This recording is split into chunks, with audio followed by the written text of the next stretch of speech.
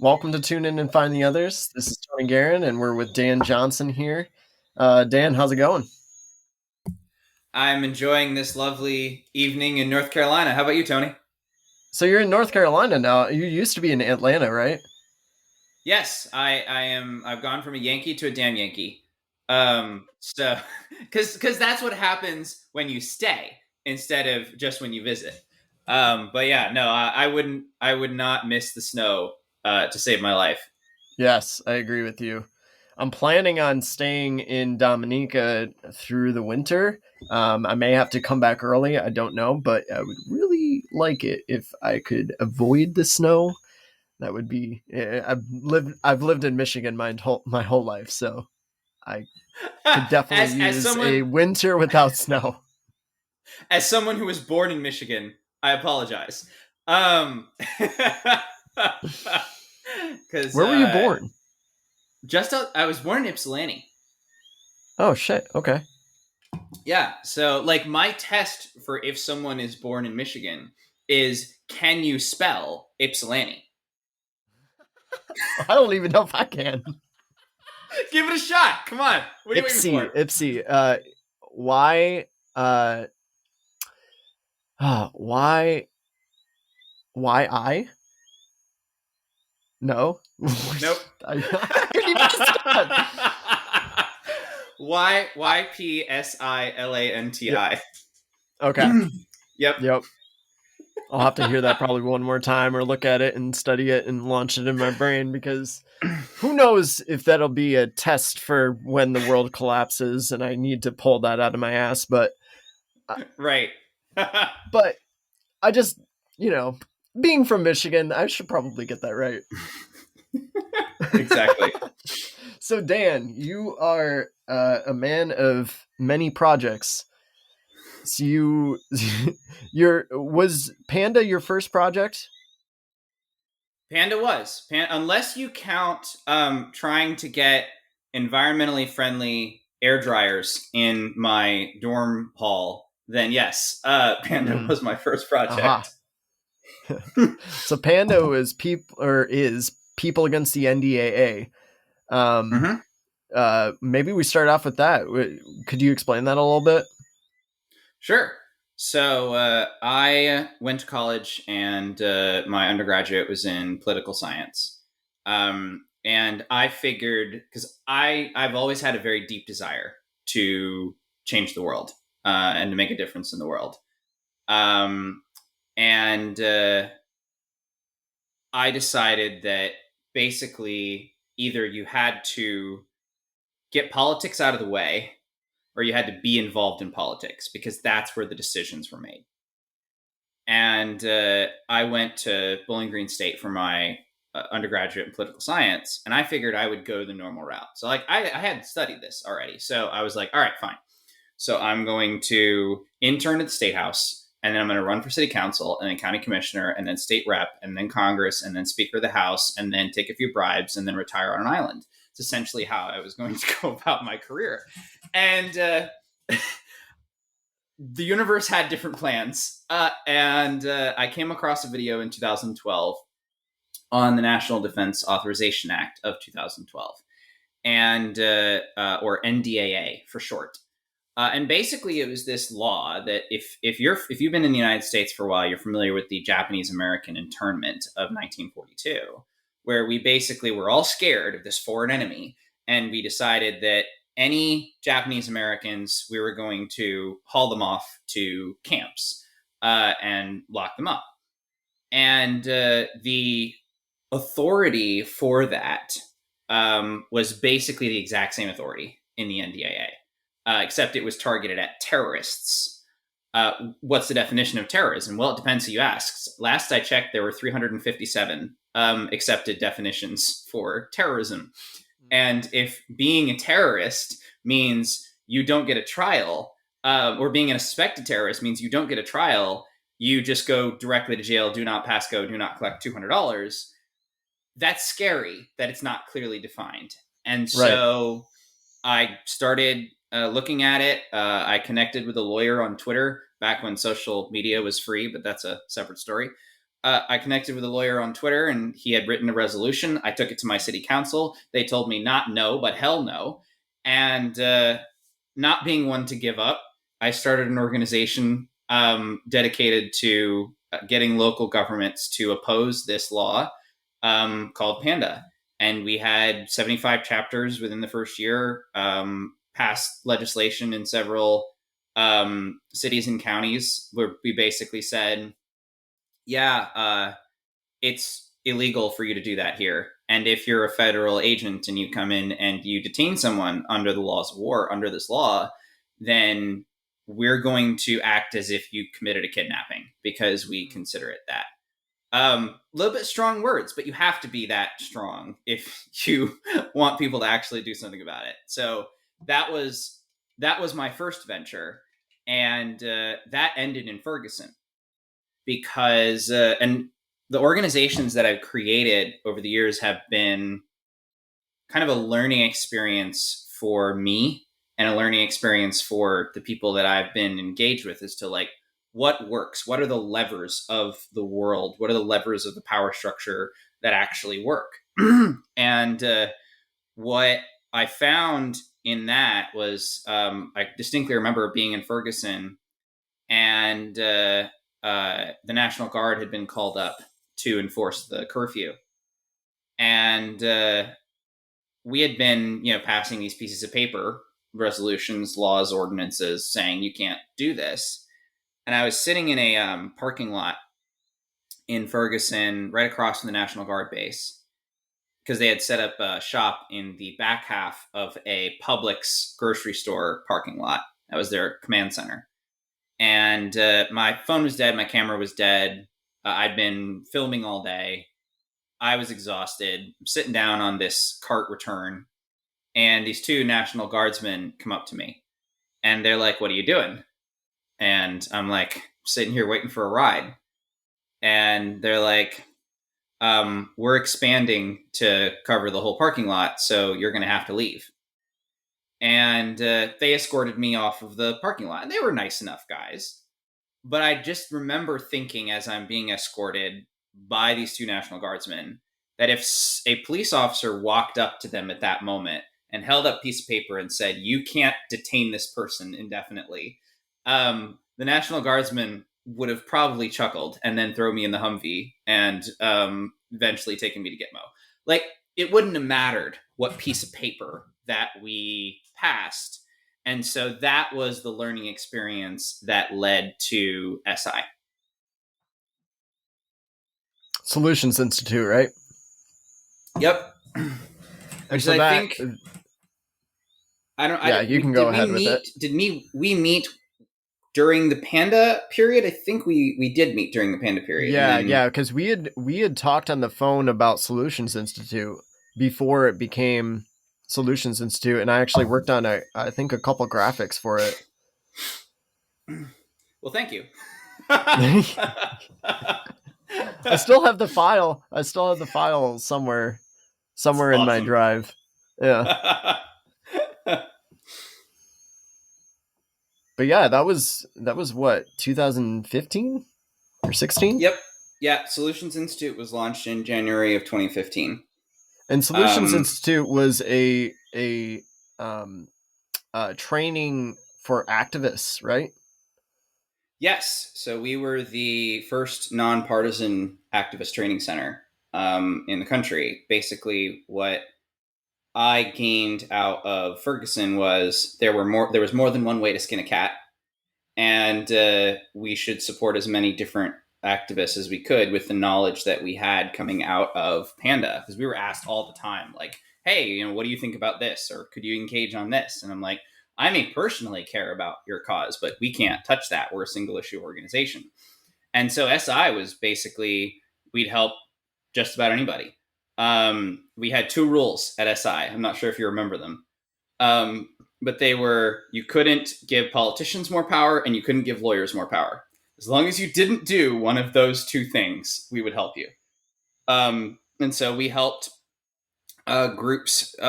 We helped organize everything from, there was a national adjunct rally for higher adjunct teacher pay to a anti fracking group in Idaho to Nice.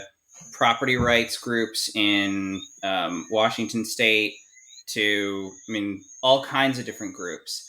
And then out of SI, I met one of our people that we were helping, and one of the guys he was friends with wanted us to start a another organization that was the Tax Revolution Institute. And initially, I was just going to be the spokesperson for TRI, but then they asked. I was like, "All right, what do you want a spokesperson to do?" And they're like, "Here's our list of things." And it was an executive director position. So I was like, "Well, you're gonna have to pay me more than that, but I'll take on this task." And so Panda was first brush with the system, learn what works, learn really what doesn't. SI was multi-pronged attack. Learn as much as we can across as many areas as possible. Out of that, I really got this feeling that the tax system was the underlying machinery that ran the government. And so that's what Tax Revolution Institute was. It was getting involved in that tax system. And that we learned so much with TRI. I mean, we attended dinners with some of the most corrupt people on Earth. I DC has a different level of morality that's considered okay. I can't That's even all I can imagine. say about that. Like, it was amazing. Just the Yeah. level of, like, lying is not only normal, it's almost socially acceptable in DC. There's this common refrain there where they go, well, they wouldn't understand anyway, so it doesn't matter what you tell them. And it's this very elitist attitude that we learned all about in DC, and we read the tax code in front of the IRS building. That was fun. Didn't get arrested doing that, thankfully. And we really dove into, like, what made the machine work. And from that, we started We Do Better. And the concept with We Do Better was very much those three words: we the people do a better job solving problems than the government. After a decade in government, or in politics and government spaces, I can tell you that the bureaucracy does not work. Like, whatever social program or policy that you think you want to go through government, you're likely not going to get it unless you are rich, powerful, and you have special interests. There's actually a study done. You probably know this study. It was the oligarchy study, done by Stanford. And basically what they did was they looked at the opinion of the average citizen at the time as compared to the policies that are being passed by Right. Congress. Mm-hmm. And they found, and I think I can still quote the study directly, that the opinions of the average person had a minuscule, statistically non-significant impact upon public policy. Basically, near zero. And so that tells you a lot about how that system works and who it's designed to benefit. And so We Do Better was kind of a learning experience for several years of how do you go around that then?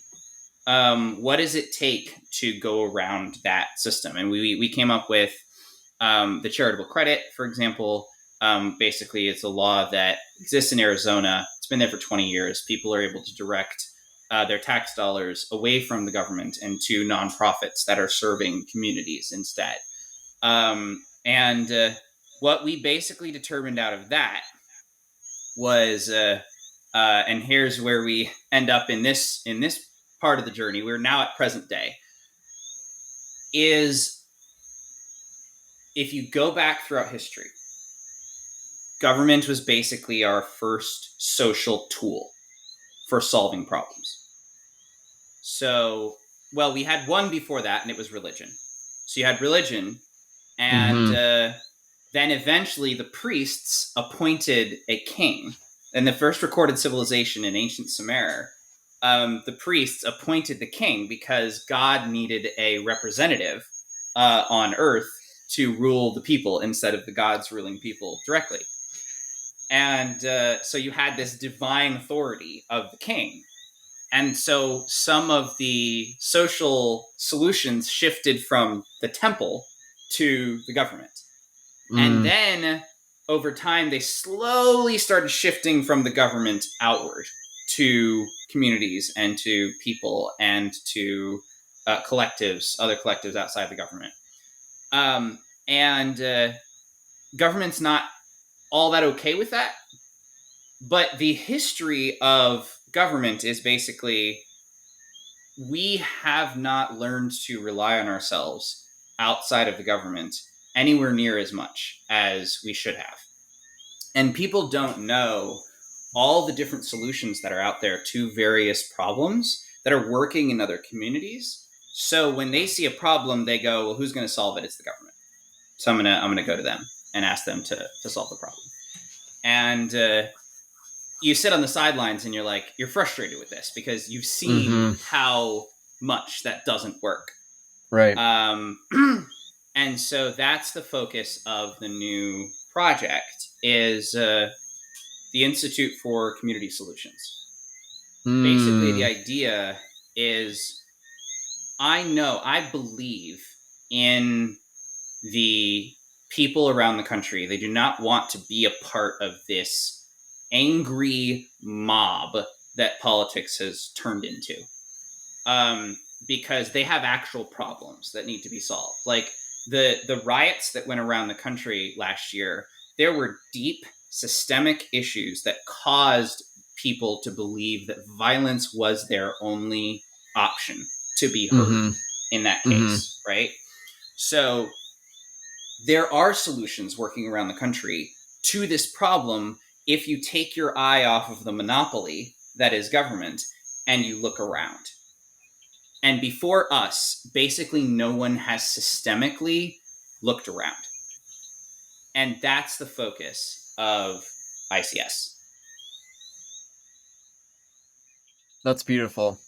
I can see how even just the name of it it's kind of it's similar to We Do Better because it's got that same ethos to it, but it's putting the focus directly into the community and how can we address things here and like work with on the ground organizations on like and also groups that don't call themselves organizations like what we have with grass in Grand Rapids.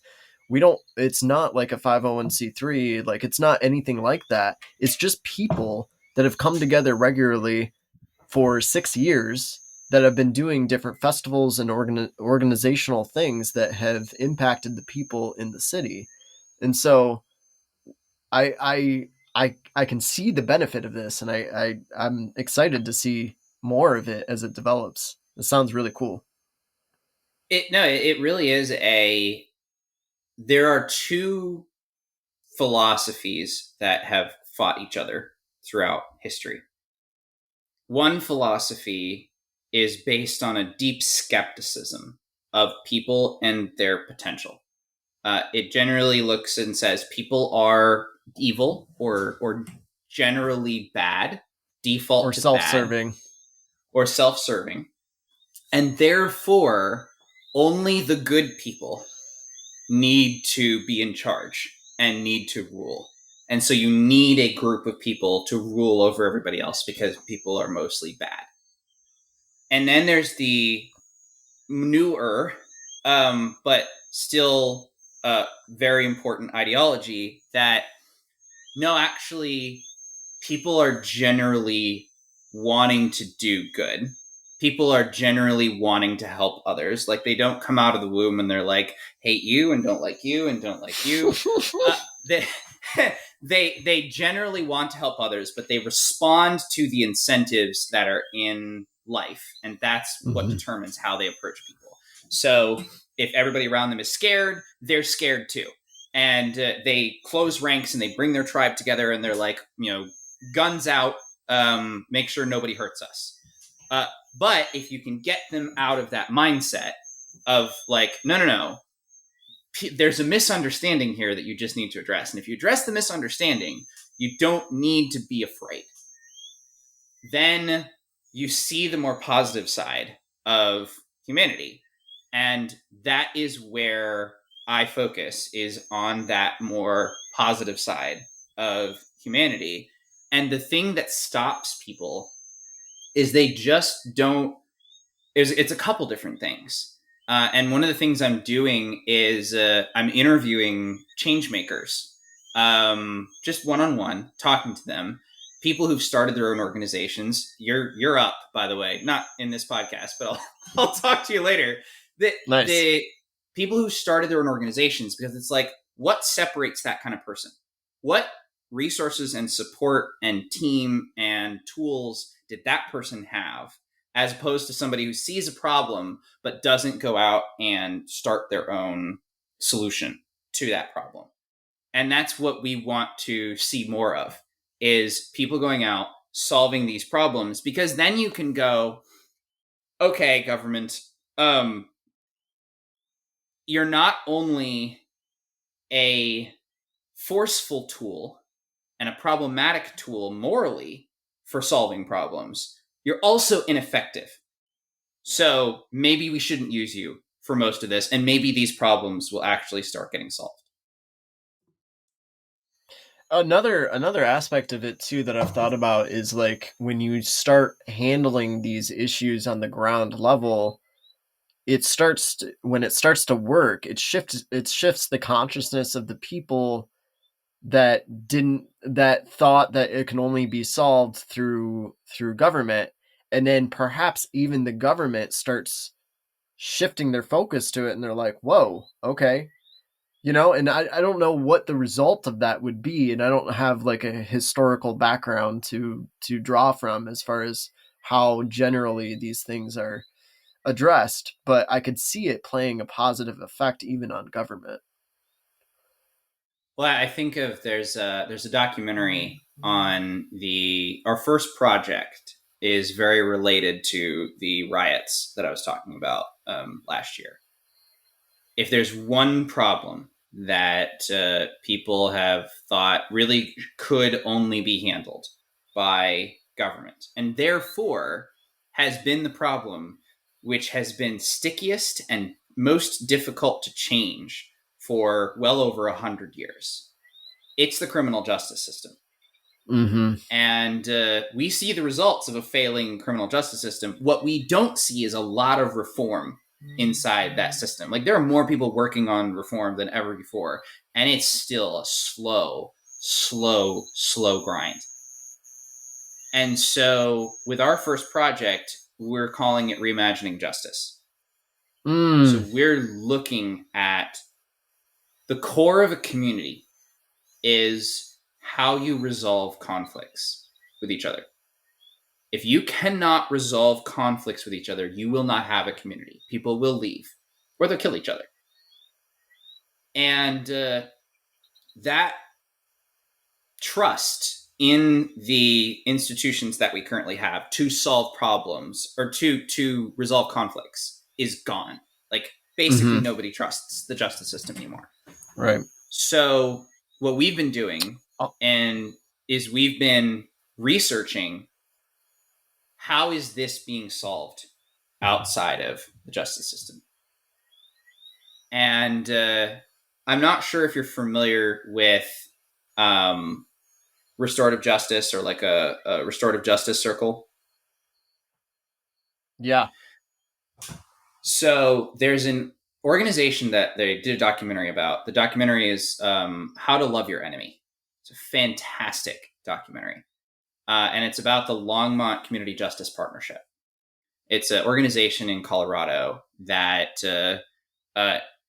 people can be diverted to instead of going through the criminal justice system.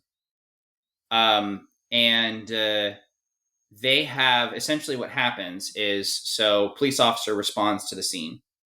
And if you want to, and the alleged victim is okay with it, you both go to a restorative justice circle and you sit down, you talk about the perpetrator learns what their impact is on the victim, so they can't dehumanize the victim anymore. And the victim learns the perpetrator's side of the story. And they can more humanize that perpetrator as well. And what happens at the end of this circle, and they sometimes have the police officer, they sometimes have other community members. It's this kind of circle of accountability and understanding, if you will. And at the end, they do a custom contract between the victim and the perpetrator, where the victim lays out, here's what I would need in order to be restituted for, say, this theft.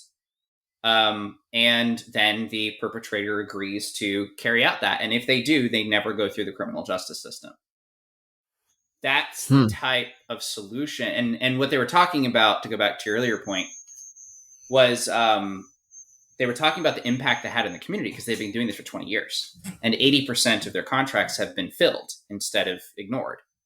Okay. And what they were talking about is the community takes a more understanding approach to justice now in Longmont than they did. The police take a more understanding approach to justice. The community members take a more understanding approach to justice. It is more of a community rehabilitating people and themselves, as opposed to something goes wrong, call the cops, I want this person jailed. And that's that impact that you were kind of talking about that might happen. I like that. Especially because it has 20 years behind it. You could see the data. You can see the experiences of the people for that long.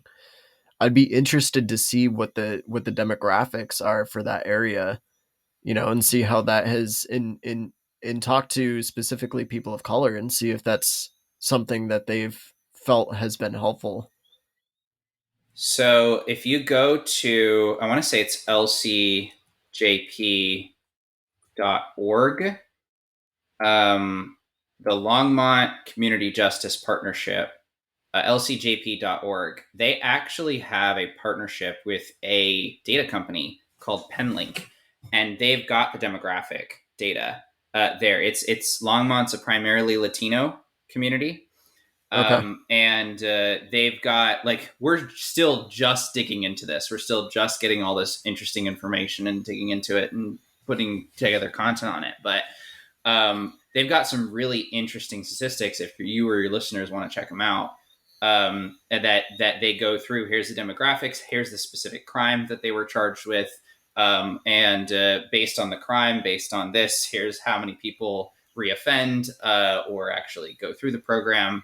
It's a really interesting dive into how it affects that community from a data level. Certainly, we would encourage somebody to go out like an on the ground level and talk to people out there as well. Mm-hmm. Yeah, that's beautiful. What other things are you working on with this new project? Essentially, our first focus is conflict resolution. It covers the criminal justice system, so we eventually want to cover like violence interrupters, so alternatives to police. We want to cover reentry programs. We want to cover all the different various pieces of this justice system, and this is our like pilot project, because we want to make sure the research we're doing is actually then able to be implemented by the people on the ground. And because what we want to see is almost want to see these become templates. So if we're able to create a mediation template, for example, or we're able to create a restorative justice template that somebody is able to then go, oh, these 10 steps, and I can create a restorative justice program in my community. Oh, and there's an organization in my state which trains people on how to do this. I can take that training, and then within the span of about a month or two, I'm part of the solution in my community. That's what we want to see happen. And so this is the pilot project where we crowdsource information. So if your listeners or you have any thoughts on like different programs out there that are working for addressing the criminal justice issues especially outside of the system, then we absolutely want to learn about that. We've found over 120 organizations around the country just addressing the conflict resolution side of Mm. things. So Mm-hmm. we found everything. There's an organization that does pet mediation. So if you guys are arguing over who gets to keep the pet, Oh then you wow. can go to them and they'll handle that. I They thought it was they between the animals. They each animal gets to speak, and then there's a mediator. There's like a dog whisperer, you know. Caesar Milan is sitting there with the two dogs. All right, you get the dog bowl in the morning. And well, and they also Wow. have really interesting, like, we've seen programs where people bring complaints about government to these programs instead of government directly, because bringing your complaint to government is often very intimidating and difficult and really hard to do. So they almost And a have lot of like, times nothing really happens. and a lot of times nothing really happens, right? Or it gets buried. Nobody even learns you did make a complaint. And so there are organizations that did that. I mean, we're still sifting through all these amazing different solutions to the problem, and we'll probably be doing that for quite a while. But we really want to see an explosion in the number of people taking, this is going to the I would not do not want to use the phrase taking justice into their own hands, but working to create more just communities, and and then we once we prove the model there, the sky's the limit, because Right. then you can go, oh, okay, well, we'll use this model to tackle homelessness, we'll use this model to tackle poverty, we'll use this model to tackle, whatever. But you really have to do the groundwork of what's already working Mm-hmm. around the country. Yeah. And from what we've seen, the only research that's been done on that, it doesn't even address like how it's working. It just addresses how are they spending the money. So it's from a donor perspective. Well, as change makers ourselves, we're coming at this from a change maker perspective, saying we want to give you really solid, high quality research and tools and resources, and then a community of change makers who are taking on the same issue to work with, and to see the same. Government makes it easy to be, or government reform organizations make it easy to get involved and pretend like you're doing something. Having run one that I didn't know was pretending like we were doing something, uh, I get it. You basically, you just sign a petition, or you just attend a protest, or you just it. They try to make it so easy, but it doesn't work. And so what we're focused on is not what's easy, but what works, and hopefully making it easier to do what works instead of going through the government. Beautiful. I think that's great work. Um, that's a cool it's really cool to see the evolution of the projects that you've been involved in, and how it's kind of it started from like trying to change government and just like shifted to like giving activist tools, and then like it's still working with when you started the Tax Revolution Institute. I was like, huh, okay. Like I know Dan, like I know he's doing some good work with this. And then when I started listening to what you were saying about it, I was like, okay, I can dig this. But when you started We Do Better, that was like, okay, this is something I can really get behind, you know.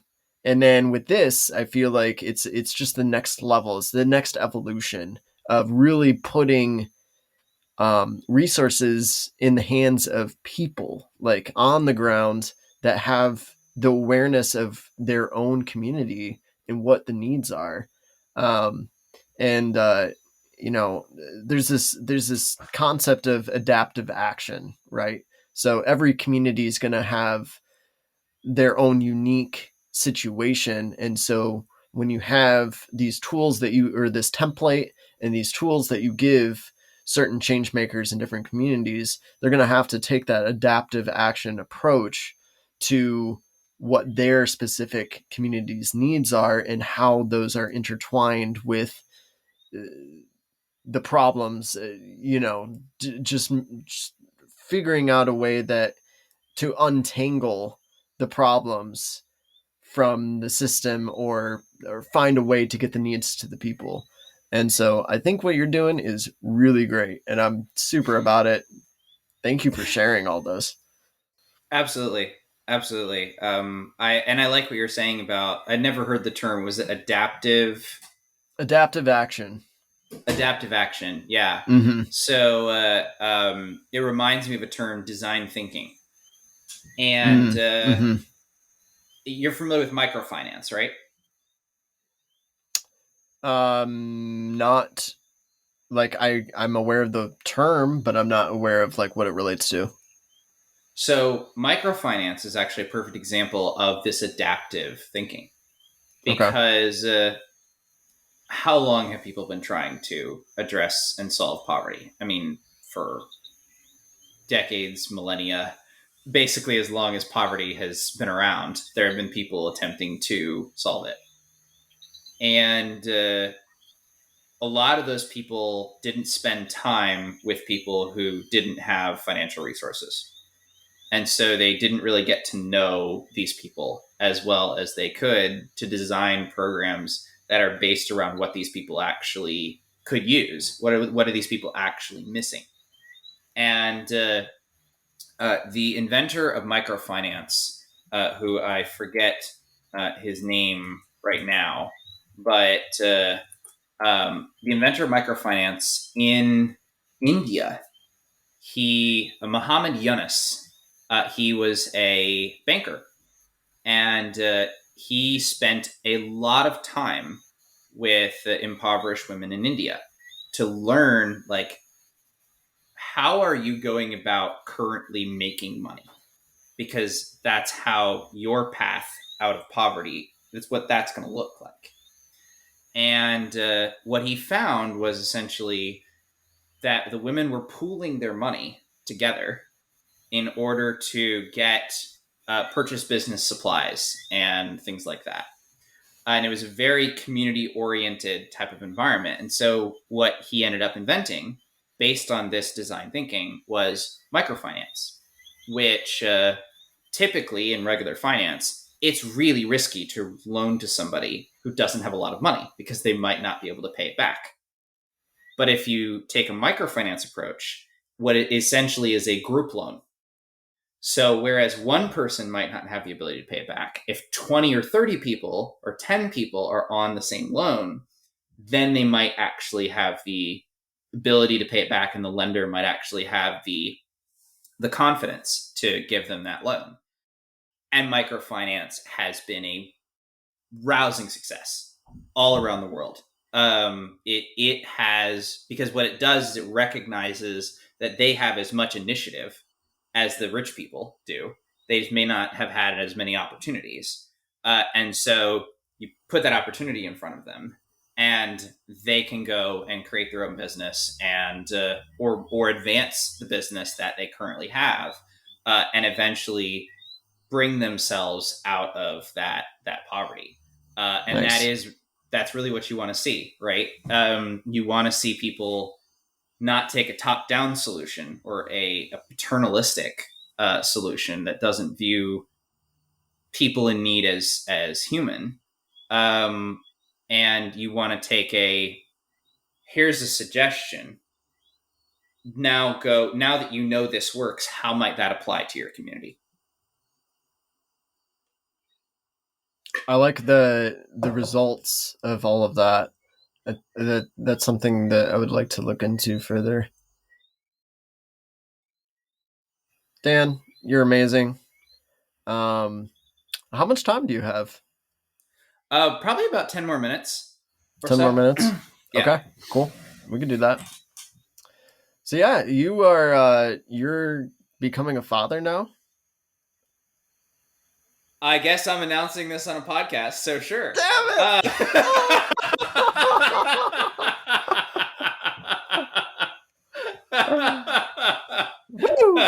Yes. You heard it here first on Tune In and Find the Others. Yes, we have a kid on the way. We're not exactly sure what the gender is, but I will have the roller coaster of fatherhood ahead of me in a few months here. Man, man. Well, I apologize if that wasn't something you were trying to release just yet. Tony just outs Whoops. people on his podcast.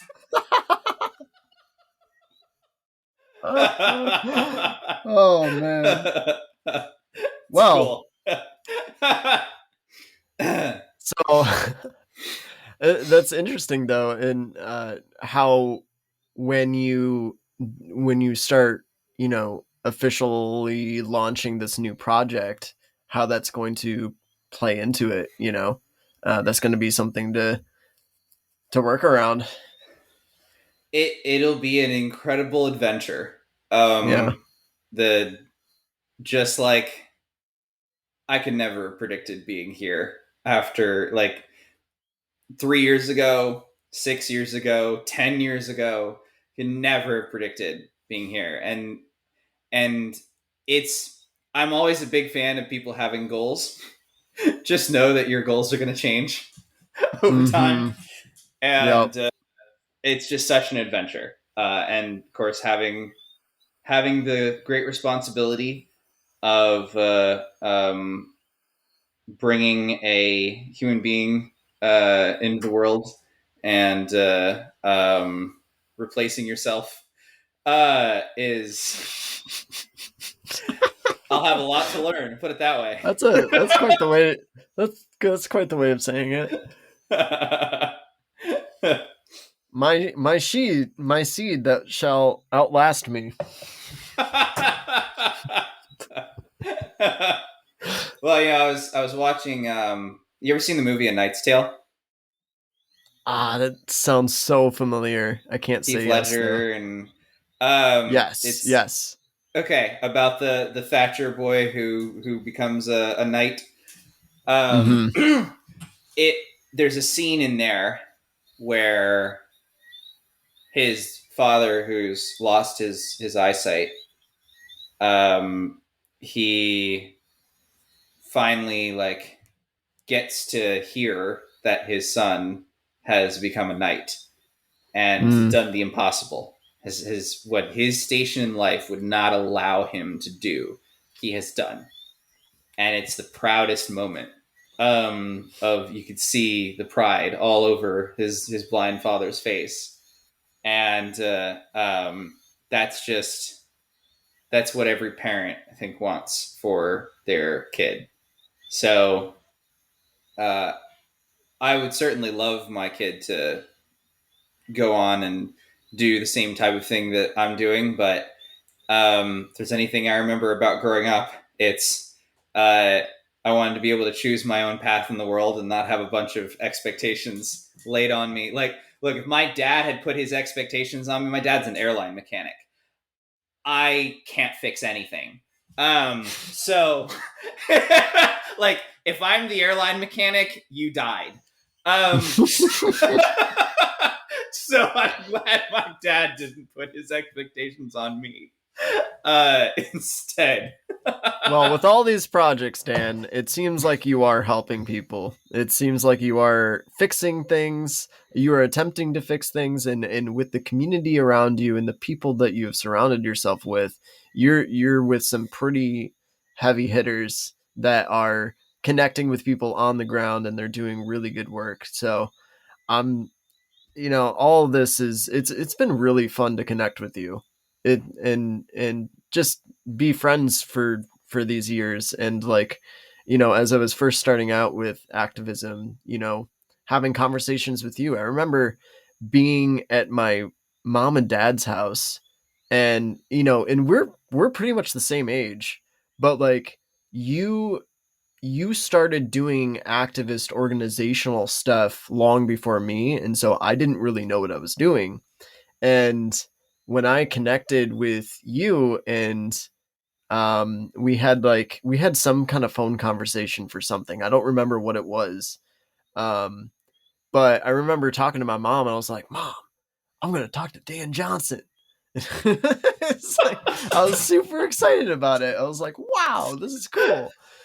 Um, so just just kind of rolling through the years and like the different waves of things that have happened on this planet. I mean, you got COVID now, you got all these things that have just unfolded into our world, and we have to, adapt. We have to find ways to connect with it and help each other out, and find alliances that can be of service to people, like in any way that we can. Make sure that we have our own footing, but then use that footing to lend our hand to other people. And I think you're doing a fantastic job, and I'm so proud of you. And what a journey this is about to be, even further. I mean, we're only getting started, so It just gets more fun from here. yeah. I'm certainly glad to have known you. I'm certainly glad that we didn't fight too much on Facebook.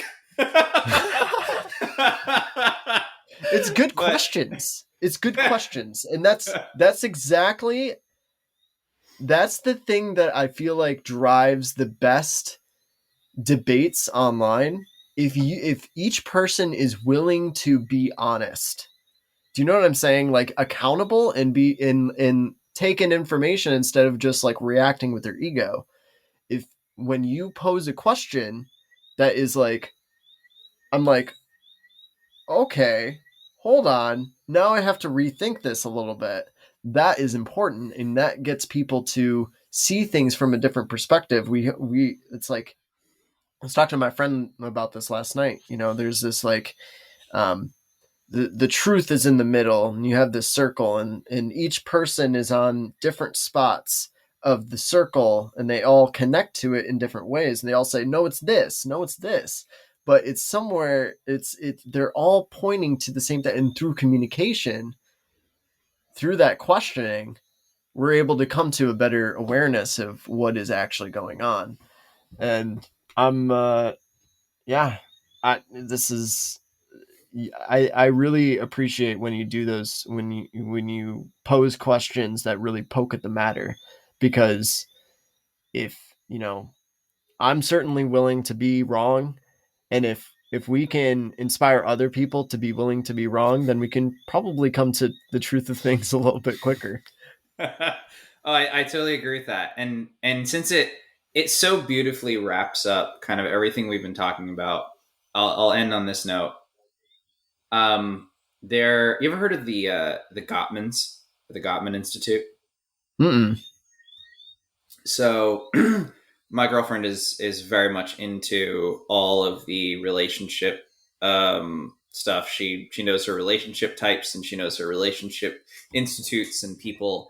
And the Gottman Institute, they focus on creating healthy long term marriages and healthy long term relationships. And they have a video that I believe is called "World Peace Starts in the Home" or something like that. Mm.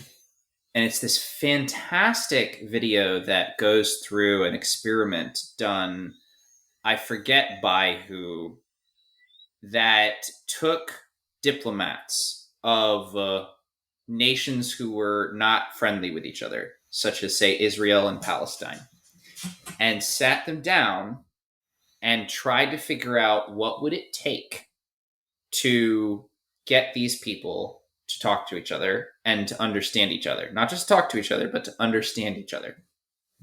And what they found was, if you had a person that you're really trying to get to understand you, and you're really trying to uh, create some sort of meaningful dialogue, the most effective thing to do that they eventually required in later in the experiment was, before you responded to that person, you had to state their point back to them until they agreed that that's exactly what they were saying, and That's then you could it. respond. Oh, I cannot. I cannot encourage that more. I've experienced that with so many people that I talk to now that it's it's it's almost I don't even recognize it anymore because it's the way that you're able to avoid so much uh misin, misinformed responses. Do you know what I mean? Like not knowing where the other person was coming from and basing all of your responses off of something that wasn't even anything close, or maybe it was close but it wasn't exactly it, and so this other person is like trying to decipher and work there is so much more work. And if you it starts with us. If we take the time to really just respond back with, is this exactly what you meant? So that I know how to respond based on what I'm like, what I feel based on what you said. Like, if that is actually true, then this is my response to it. And then we can go from there. So that's so beautiful. Thanks for sharing that. You're very welcome. I've it's something I'm trying to apply to me because I love the Yeah. debate and I love to discuss things. But I have to remember that everyone is basically open carrying their beliefs right now, and in order to Yes. get them to put the gun down, we've got to be able to talk and resolve those conflicts. Absolutely. Well, Daniel Johnson, it's really good to talk to you, and I'm I'm sorry for outing you in this podcast. But I hope whoever is listening, um, maybe most of them don't know you, and now they know you, and they're happy for you, and they are excited at this new um, project that maybe they can use in their own communities. So thank you for sharing all of this, Dan. Any last words? That's really it. It was great hanging out with you, Tony. And for those who want to check out Institute for Community Solutions, just keep an eye out for it. Keep an eye out on Tony's stuff. I'm sure I'll get it over to him when we get the website up and everything. And yeah, one day I'll come visit you down in Dominica. Just Nice. I'm looking forward to it. So one probably I won't put a date on it, but I've been looking forward to it for a long time. Miss seeing you. I miss Aaron. It'll be great. Beautiful, man. Well, you have a wonderful night, and everybody that's listening, we found another person. Tune in and find the others. I'm Tony. This is Dan, and you all have a great night. See you later. Peace.